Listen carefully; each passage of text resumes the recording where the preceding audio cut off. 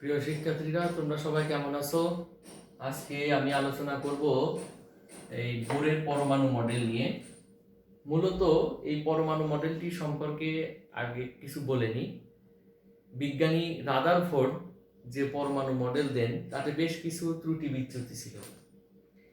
সেই সব সমস্যাগুলি সমাধান করার জন্য বিজ্ঞানী নিলস বোর তিনি কিছু প্রস্তাবনা সহকারে একটি মডেল প্রস্তাব করেন, যে মডেলটিকে বলা হয় বোরের পরমাণু মডেল। এখন এই বোরের পরমাণু মডেলে এখানে একটি আমি চিত্র অঙ্কন করেছি। এইটা একটি পরমাণুর একটি মডেলের নিউক্লিয়াস এবং এগুলো হলো কক্ষপথ। এক্ষেত্রে N1 N2 দিয়ে কক্ষপথকে নির্দেশ করা হয়। N1 দিয়ে প্রথম কক্ষপথ, N2 দিয়ে দ্বিতীয় কক্ষপথ। অনুরূপভাবে এইভাবে আরো বাইরের দিকে অনেকগুলি কক্ষপথ থাকে। তো আমি এক্ষেত্রে দুটি কক্ষপথের চিত্র দেখানো হয়েছে। এখন বিজ্ঞানী নিলস বোর যে মডেলগুলো বা যে প্রস্তাবনাগুলো উনি দিয়েছেন সেইগুলি নিয়ে আমি একটু আলোচনা করব। প্রথমত উনি প্রথম রাদারফোর্ডের যে পরমাণু মডেল, রাদারফোর্ড বলেছিলেন যে ইলেকট্রনগুলি সৌর মডেল অর্থাৎ আমাদের সৌরজগতের সাথে তুলনা করেছিলেন পরমাণু মডেলটিকে, এবং ইলেকট্রনগুলিকে গ্রহের সাথে তুলনা করেছিলেন। এবং উনি বলেছিলেন যে গ্রহগুলো যেমন সূর্যকে কেন্দ্র করে ঘুরতে থাকে, অনুরূপভাবে ইলেকট্রনগুলোও নিউক্লিয়াসকে কেন্দ্র করে ঘুরতে থাকে। এই ক্ষেত্রে সূর্য এবং গ্রহের যে কেন্দ্রমুখী এবং কেন্দ্র বহির্মুখী বলের যে ধারণা উনি দিয়েছিলেন রাদারফোর্ড, পরবর্তীতে বিজ্ঞানী বোর বললেন, এবং এই মডেল ম্যাক্সওয়েলের তত্ত্ব অনুযায়ী টিকবে না। তার কারণ ম্যাক্সওয়েল বলছে যে একটি চার্জিত বস্তু কণা যদি চলতে থাকে তাহলে ক্রমাগত তার শক্তি হারাতে থাকে। তাহলে আমরা দেখি যে ইলেকট্রন হলো নেগেটিভ চার্জ, তার মানে ইলেকট্রন যদি নিউক্লিয়াসের চারপাশে ঘুরতে থাকে তাহলে ইলেকট্রনও ক্রমাগত শক্তি হারাতে থাকবে। তাহলে একটা পর্যায়ে কি হবে, ইলেকট্রনগুলি নিউক্লিয়াসের মধ্যে পড়ে যাবে, অর্থাৎ পরমাণু অস্তিত্বহীন হয়ে পড়বে। কিন্তু আমরা জানি যে পরমাণুর অস্তিত্ব রয়েছে এবং অবিনশ্বর, বা পরমাণুর স্বাভাবিকভাবে কোনো পরমাণুতে যদি অন্য কোনো প্রক্রিয়ায় না যাওয়া যায় পরমাণু ধ্বংস হয় না। এখন উনি তাহলে কিভাবে ইলেকট্রনগুলো শক্তি না হারায় কিভাবে ঘুরতে পারে নিউক্লিয়াসের চারপাশে, এই সম্পর্কে উনি একটি কথা বললেন, এবং এই বিষয়টিকে উনি ব্যাখ্যা করার জন্য একটা নাম দিলেন যে স্টেশনারি অরবিট বা স্থির শক্তি অবস্থা, বা আমরা বলতে পারি যে শক্তি স্তরের ধারণা। শক্তি স্তরের ধারণা এইটা দিয়ে উনি আসলে কি বোঝাতে চেয়েছেন বিজ্ঞানী বোর বললেন যে নিউক্লিয়াসের চারপাশে কতগুলি কক্ষপথ রয়েছে এবং এই কক্ষপথগুলোর প্রত্যেকটি শক্তি নির্দিষ্ট এবং এই নির্দিষ্ট শক্তি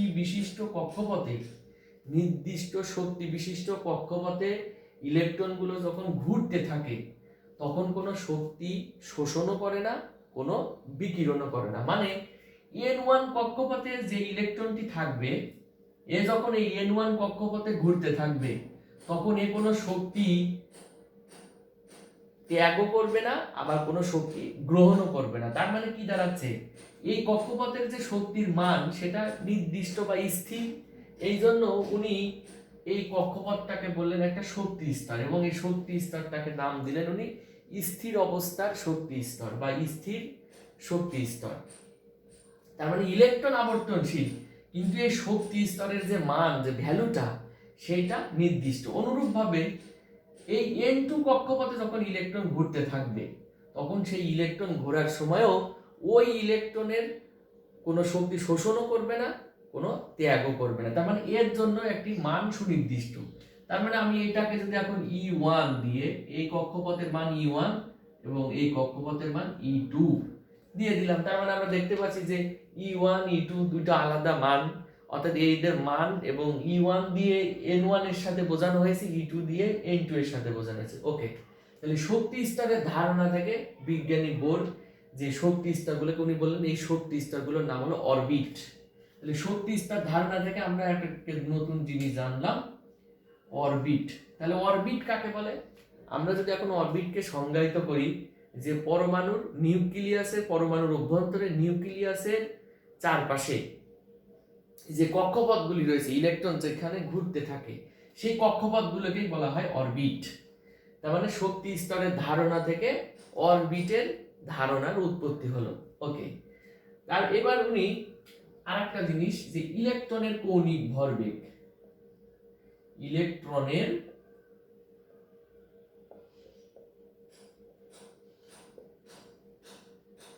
কৌণিক ভরবেগ, এই বিষয়টা আসলে কেমন? আমরা জানি যে কোনো বস্তু যদি সাপোজ এই বোর্ডের উপর দিয়ে আমি লিখছি এই যে মার্কার দিয়ে, তার মানে এই মার্কারের একটি ভরবেগ আছে, তাহলে এই বোর্ডটা একটা তল, সমতল, এবং যদি একটা রেখা বিবেচনা করি তাহলে এই অবস্থায় যে ভরবেগটা পাবো, মানে আমরা সমতলে বা কোনো যে কোনো অবস্থাতে এই যে ভরবেগটা পাই, সেই ভরবেগটার নাম হলো রৈখিক ভরবেগ।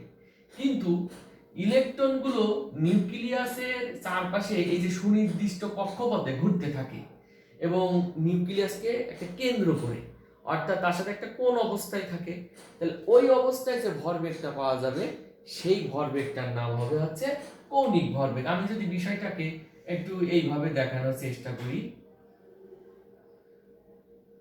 আমি একটা মূল বিন্দুকে আমি একটা অক্ষ বিবেচনা করলাম নিউক্লিয়াসের ভিতর দিয়ে। আমি এখন যদি এখানে একটা ইলেকট্রন বিবেচনা করি, তাহলে দেখো ইলেকট্রন এই নিউক্লিয়াসের সাথে একটা কোণ উৎপন্ন করছে, এবং এই অবস্থায় এই যে বক্ররেখা মানে বৃত্তাকার পথ, বা আমরা জানি যে নিউক্লিয়াসের চারপাশে ইলেকট্রনগুলো যে ঘুরতে থাকে, এখন বর্তমানে যেটা আবিষ্কৃত হয়েছে উপবৃত্তাকার পথ। তো যাই হোক, এই যে কোণ করে ঘুরছে এই বক্রপথে, তাহলে এর জন্য এই অবস্থায় এখানে একটা ভরবেগ রয়েছে, এবং এখানে কোণ করে ঘোরার জন্য যে ভরবেগটা পাবো সেই ভরবেগটার নাম হবে হচ্ছে কৌণিক ভরবেগ। এবং বিজ্ঞানী নিলস বোর বললেন এই কৌণিক ভরবেগটা কেমন, mvr ইকুয়ালস টু n/2π এর সমান। অর্থাৎ এই কৌণিক ভরবেগটা কেমন, mvr সমান n/2π। এখানে mvr আমরা দেখে এখানে একটা বুঝতে পারছি, অর্থাৎ ভরবেগকে তার ব্যাসার্ধ দ্বারা গুণ করা হয়েছে, অর্থাৎ এই জারের মান ব্যাসার্ধ, অর্থাৎ নিউক্লিয়াসের সাথে ওই মূল বিন্দুর সাথে যে দূরত্বটা সেটাকে এটা বিবেচনা করা হয়েছে। আর এই ক্ষেত্রে আমাদের এইচটা কি, এইচ আছে প্লাঙ্ক ধ্রুবক, আর এনটা কি তোমরা আগে বলেছি, এন হচ্ছে অরবিট বা কক্ষপথ। আর আমরা এটা মান, তার মানে আমরা দেখতে পাচ্ছি এই সম্পূর্ণ বিষয়টি, এই যে তিনটা বিষয় h2π এগুলো একটা ধ্রুবক মান। তার মানে আমরা বলতে পারি যে ইলেকট্রনের কৌণিক ভরবেগ h/2π এর অখণ্ড গুণিতকের সমান। অখণ্ড গুণিতক বলতে কি বোঝানো হয়েছে, এই যে কক্ষপথগুলোর যদি মান আমি বিবেচনা করি, কক্ষপথ যদি না থাকে তার মানে কক্ষপথের মান কখনো জিরো হয় না, শুরু হবে কত 1 2 3 ইত্যাদি ধনাত্মক পূর্ণ সংখ্যা। আর ধনাত্মক পূর্ণ সংখ্যা মানে তো অখণ্ড সংখ্যা, তার মানে আমরা বলতে পারি যে কৌণিক ভরবেগ h/2π এর ধনাত্মক পূর্ণ সংখ্যার গুণিতক বা অখণ্ড সংখ্যার গুণিতক, যে কথাই বলি না কেন একই কথা। এবং এই এনটা এক্ষেত্রে আমাদের কি হবে, এনটা হচ্ছে কক্ষপথ বা শক্তি স্তর বা অরবিট। ওকে, তাহলে আমরা শক্তি স্তরের ধারণা পেলাম, কৌণিক ভরবেগের ধারণা পেলাম। আচ্ছা, এরপরে আমরা চলে আসবো হচ্ছে এই যে বিজ্ঞানী রাদারফোর্ডের যে পরমাণু মডেল উনি প্রস্তাব করেছিলেন। এই রাদারফোর্ডের পরমাণু মডেলে আসলে আমরা পরমাণুকে উত্তেজিত করলে যে বিভিন্ন ধরনের বিকিরণ পাই, সেই বিকিরণের সুস্পষ্ট ব্যাখ্যা ছিল না রাদারফোর্ডের পরমাণু মডেলে। সেই সমস্যাটা থেকে কিভাবে উত্তরণ ঘটানো যায়, এইটার জন্য বিজ্ঞানী বোর একটি প্রস্তাবনা দেন, যেটাকে বলা হয় আমার বর্ণালী সৃষ্টির ধারণা বা শক্তি শোষণ বা বিকিরণ। তার মানে আমাদের 3 নম্বর যে স্বীকার্য বা ধারণাটা বা প্রস্তাবনা, আমরা এগুলোকে বলতে পারি স্বীকার্য, বোর পরমাণু মডেলের স্বীকার্য, বোর পরমাণু মডেলের প্রস্তাবনা, বা বোর পরমাণু মডেল থেকে প্রাপ্ত ফলাফল, যে বিভিন্নভাবে এটাকে উপস্থাপন করতে পারি। তার মানে আমাদের কি আসবে, বর্ণালীর ধারণা। বর্ণালীর ধারণা। আর বর্ণালীটা সৃষ্টি হয় কিভাবে, শক্তির। এখন আমি এই বর্ণালীটা আসলে কিভাবে, বিজ্ঞানী নিলস বোর বললেন যে ইলেকট্রন যখন কোনো পরমাণুর বিভিন্ন কক্ষপথে ঘুরতে থাকে তখন তার কিন্তু কোনো শক্তি শোষণ করে না, বিকিরণ করে না। তাহলে ইলেকট্রন যদি এখন নিম্ন শক্তি স্তর, এখন আমি ইলেকট্রনকে, পরমাণুকে বাইরের উৎস থেকে শক্তি দিচ্ছি, তাহলে কি হবে, ইলেকট্রন ওই বাইরের উৎস থেকে শক্তি শোষণ করবে। শক্তি শোষণ করে কি হবে, নিম্ন শক্তি স্তর থেকে উচ্চ শক্তি স্তরে উন্নীত হবে। আচ্ছা, ভালো কথা। উচ্চ শক্তি স্তরে যখন উন্নীত হবে তাহলে কি হয়েছে, তাহলে সে বাইরে শক্তি শোষণ করেছে, তখন যে বর্ণালীটা পাওয়া যাবে সেই বর্ণালী শোষিত শক্তি অর্থাৎ শোষণ বর্ণালী, সেই বর্ণালীর নাম কি হবে, শোষণ বর্ণালী। আচ্ছা, তাহলে ইলেকট্রন আমার উচ্চ কক্ষপথে অবস্থান করছে, তাহলে এইবার ওই ইলেকট্রন আবার কিছু সময় পরে কি হবে, ফেরত আসবে। কোথায় ফেরত আসবে, সে যে শক্তি স্তরে ছিল সেই শক্তি স্তরে ফেরত আসবে আগে যে। তার মানে আমার N1 থেকে N2 তে চলে গেছে, এই সময় যে আমরা বর্ণালী বা বিকিরণটা পাবো সেটাকে আমরা বলছি শোষণ বর্ণালী, এবং শক্তিটা আছে শোষিত শক্তি। এইবার ওই উচ্চ শক্তি স্তর থেকে পুনরায় আবার নিম্ন শক্তি স্তরে ফেরত আসবে। আর আমরা জানি কোনো জিনিস যখন উচ্চ শক্তি স্তর থেকে নিম্ন শক্তি স্তরের পতন হয় তার নিজস্ব কোনো শক্তি ব্যয় হয় না, অর্থাৎ তার সাথে যে শক্তি নিয়ে সে উপরে ওঠে সেই শক্তিটাই পুনরায় আবার কি করে, ছেড়ে দেয়। আমরা যেমন যদি কোনো উঁচু জায়গা থেকে নিচে ঝাঁপ দেয়, একজন ওজনহীনতা অনুভব করি, আমরা উপর থেকে যখন নিচের দিকে ঝাঁপ দিই তখন কি আমাদের কোনো শক্তি খরচ হয় না। নিচ থেকে উপরে ওঠার সময় শক্তি আমরা কোথাও থেকে সঞ্চয় করি, করে তারপর নিচ থেকে উপরে উঠি। আর যখন উপর থেকে নিচে নামি, সাপোজ আমরা যদি কোনো উঁচু স্থান থেকে, ছাদ থেকে যদি নিচের দিকে ঝাঁপ দিই, তখন কিন্তু আমাদের ওই নিচ থেকে উপরে উঠতে যে শক্তিটা কাজে, মানে যে পরিমাণ শক্তি সঞ্চয় ছিল, এখন ওই পরিমাণ আমাদের কিন্তু শক্তি একটা জোগাড় করে আমরা উপরে উঠছি ব্যয় করে, কিন্তু উপর থেকে নিচে নামার সময় কোনো শক্তি ব্যয় করা লাগছে না। এখন তাহলে কি হবে, ইলেকট্রন এই ক্ষেত্রে কি করবে, ইলেকট্রন তখন ওই উচ্চ শক্তি স্তর থেকে নিম্ন শক্তি স্তরে, যখন আবার নিম্ন শক্তি স্তর মানে তার যে শক্তি স্তরে ছিল সেই শক্তি স্তরে ফেরত আসবে। এই ফেরত আসার সময় তার সাথে যে অতিরিক্ত শক্তি ছিল উপরে ওঠার সময় সেই শক্তিটা ছেড়ে দিবে, সেই ছেড়ে দেওয়া শক্তিটাকে আমরা বলছি বিকিরিত শক্তি। আর এর জন্য যে বর্ণালীটা পাওয়া যাবে সেই বর্ণালীটার নাম হবে আছে বিকিরণ বর্ণালী। তার মানে বর্ণালীর ধারণাটা কিভাবে আসছে, আমি যদি এখন মানে জিনিসটাকে একভাবে গোছায় যদি বলি, যে পরমাণুকে যদি আমরা উত্তেজিত করি তাহলে পরমাণুর কোনো একটি শক্তি স্তরের ইলেকট্রন নিম্ন শক্তি স্তর থেকে উচ্চ শক্তি স্তরে যাবে এবং পুনরায় উচ্চ শক্তি স্তর থেকে আবার তার আদি শক্তি স্তরে ফেরত আসবে। এই ফেরত আসার সময় দুই শক্তি স্তরের যে পার্থক্য E1 এবং E2 এর যে পার্থক্যের সমপরিমাণ শক্তি সে ছেড়ে দিবে। তাহলে সেই পার্থক্যটা কি হবে, ডেল E সমান E2 মাইনাস E1। এই E2 মাইনাস E1 হবে আছে আমার সেই বিকিরণ, যেটা আমরা বর্ণালী বলি আর কি। তার মানে আমাদের বর্ণালীর ধারণা আমরা দেখতে পাচ্ছি কিভাবে বর্ণালী তৈরি হয়। এক বাক্যে যদি বলি, ইলেকট্রনের ধাপান্তর, ধাপান্তর মানে নিম্ন শক্তি স্তর থেকে উচ্চ শক্তি স্তর অথবা উচ্চ শক্তি স্তর থেকে নিম্ন শক্তি স্তর, এই স্থানান্তর হলেই পরমাণুতে বর্ণালীর সৃষ্টি হয়। আর এই যে এই ই সমান আমরা ডেল ই সমান E2 মাইনাস E1 লিখলাম, এটা আমাদের কি বলছি, সেই বর্ণালীর পার্থক্য, শক্তি স্তরের যে পার্থক্য। এই শক্তি স্তরের আমরা পার্থক্যটা কোথা থেকে পেয়েছি, ওই যে প্রথমে শক্তি স্তরের ধারণা, সেখানে ছিল যে E1 এর মান নির্দিষ্ট, E2 এর মান নির্দিষ্ট, তার মানে E2 মাইনাস E1। তার মানে একটা ইলেকট্রন যখন E1 থেকে E2 তে উঠবে তখন অবশ্যই E2 এর শক্তি তাকে অর্জন করেই উঠতে হবে। আবার E2 থেকে যখন E1 এ আসবে তাহলে অতিরিক্ত শক্তি ছেড়ে দিবে, দিয়ে আবার E2 প্রাপ্ত হবে। এই জন্য দুই শক্তি স্তরের পার্থক্য, উচ্চ শক্তি স্তর মাইনাস নিম্ন শক্তি স্তর। এভাবে আমরা বর্ণালীর ধারণা পাই।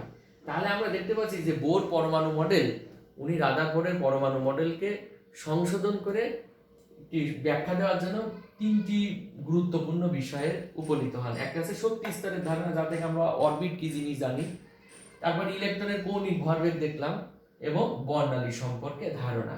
এখন আমরা একটা জিনিস দেখব, বিজ্ঞানী এই বোর যে মডেলের যে 3টি প্রস্তাবনা বা স্বীকার্য দিয়েছেন, এই স্বীকার্যগুলো কতখানি যুক্তিসঙ্গত বা এতে কোনো ত্রুটি বিচ্যুতি রয়েছে কিনা।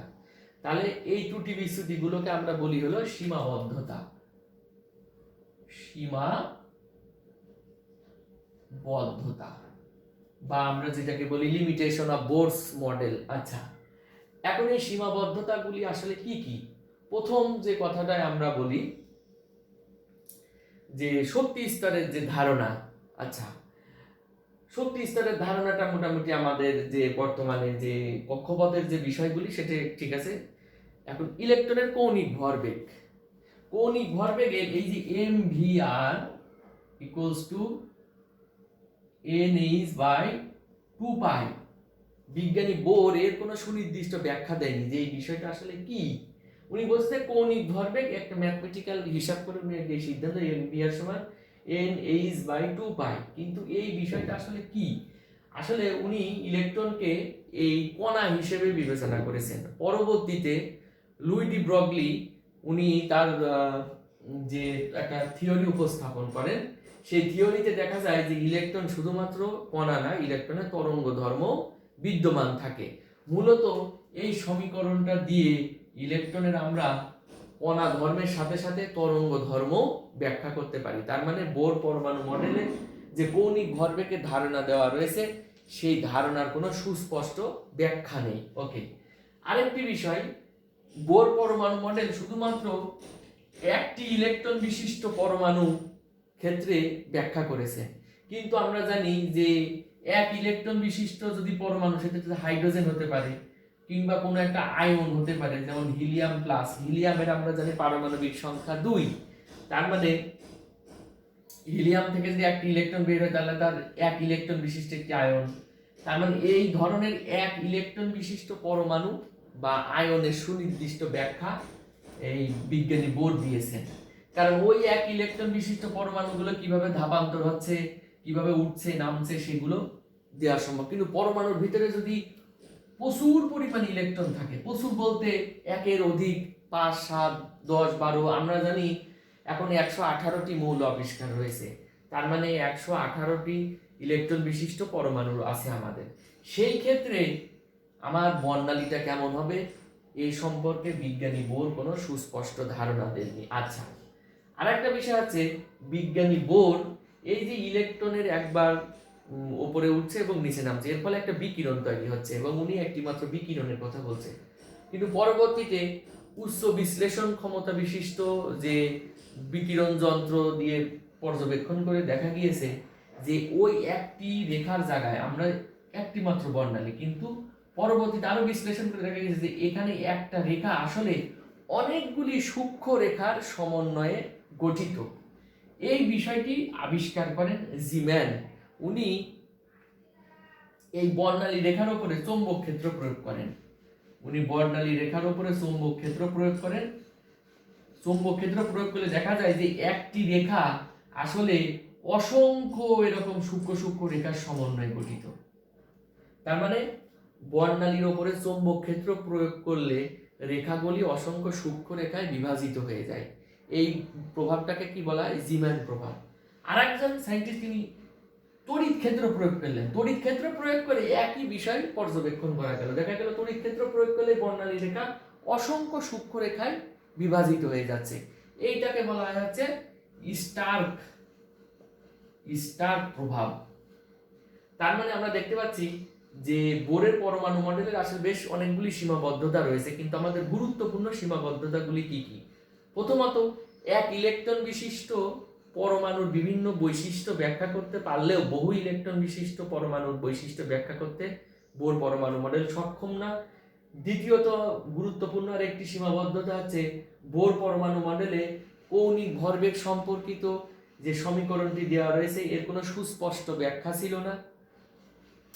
তৃতীয়ত, বোর পরমাণু মডেলে যে বর্ণালী সম্পর্কে ব্যাখ্যা দেওয়া রয়েছে শুধুমাত্র ওখানে বলা রয়েছে একটি মাত্র বর্ণালী তৈরি হবে, কিন্তু পরবর্তীতে দেখা গিয়েছে যে বোর পরমাণু মডেলে আসলে একটি মাত্র রেখা না, একটি রেখা আবার অসংখ্য সূক্ষ্ম সূক্ষ্ম রেখার সমন্বয়ে গঠিত। এছাড়া বোর পরমাণু মডেলে আরো বেশ কিছু সীমাবদ্ধতা রয়েছে, যে সেগুলি আমাদের আরো উচ্চতর পর্যায়ে যখন আমরা যাব তখন সেইগুলো আমরা জানতে পারবো। তারপরে আমি একটুখানি টাচ দিই, বিজ্ঞানী হাইজেনবার্গ উনি তার একটা বিখ্যাত অনিশ্চয়তা তত্ত্ব রয়েছে, সেই অনিশ্চয়তা তত্ত্ব দিয়ে উনি বলছেন যে বিজ্ঞানী বোর ইলেকট্রনকে কণা হিসেবে বিবেচনা করেছেন এবং তার অবস্থান এবং ভরবেগ নির্দিষ্ট করতে মানে সুনির্দিষ্টভাবে উনি ব্যাখ্যা করেছেন। কিন্তু হাইজেনবার্গের নীতি অনুযায়ী একটা জিনিস জানা যায় যে কোনো বস্তু কণার একই সাথে, বিশেষত সেটা যদি আরো সূক্ষ্ম হয়ে যায়, ইলেকট্রনের মতো সূক্ষ্ম হয়, একই সাথে তার অবস্থান এবং ভরবেগ নির্ধারণ করা যায় না। অর্থাৎ একটি যদি খুব ভালোভাবে নির্ধারণ করা যায়, আরেকটা ভুল হয়ে যায়। আবার আমি যেমন কি এই দুই হাত দিয়ে কি লিখতে পারবো? আমার ব্রেন কিন্তু সবসময় একটা হাতের উপরে ফোকাস করে। আমি যদি ডান হাত বিশিষ্ট রাইটার হই তাহলে ডান হাতের, বাম হাত হলে বাম হাত। কিন্তু আমি যদি দুই হাত দিয়ে আমরা অনেক সময় বিভিন্ন মুভিতে কিংবা অনেক সময় এক্সেপশনাল কিছু ক্ষেত্রে দেখি যেটা দুই হাত দিয়ে, সেটা আলাদা বিষয়। কিন্তু অ্যাজ ইউজাল কিন্তু আমরা কখনো সম্ভব না। তার মানে একই সাথে দুইটা বিষয়, এবং সেটা হচ্ছে হাইজেনবার্গের অনিশ্চয়তা নীতি দিয়ে বলছে যে অতি সূক্ষ্ম বস্তু কণার একই সাথে অবস্থান এবং ভরবেগ নির্ধারণ করা সম্ভব নয়। এই হচ্ছে আমাদের আজকের বোর পরমাণু মডেল সম্পর্কিত আলোচনা এবং তার সীমাবদ্ধতা। তোমাদেরকে সবাইকে ধন্যবাদ।